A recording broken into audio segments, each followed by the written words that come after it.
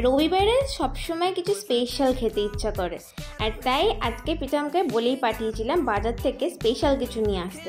আমার সব থেকে ফেভারিট হচ্ছে চিংড়ি মাছ। চিংড়ি মাছের যে কোনো রেসিপি আমার খুব ভালো লাগে। বাড়িতে একটা আস্ত বড় নারকেল ছিল, কি ভাগ্যিস ছিল, তাই ভাবলাম বানিয়ে ফেলি ঝটপট মালাই চিংড়ি। যতবারই খাই কোনোবারই একঘেয়ে লাগে না, কোনোবার কিছু না কিছু চেঞ্জ করেই বানায়। আর দেখো, কথা বলতে বলতে চিংড়ি আমি নুন হলুদ দিয়ে মাখিয়ে ফটাফট ভেজে নিলাম।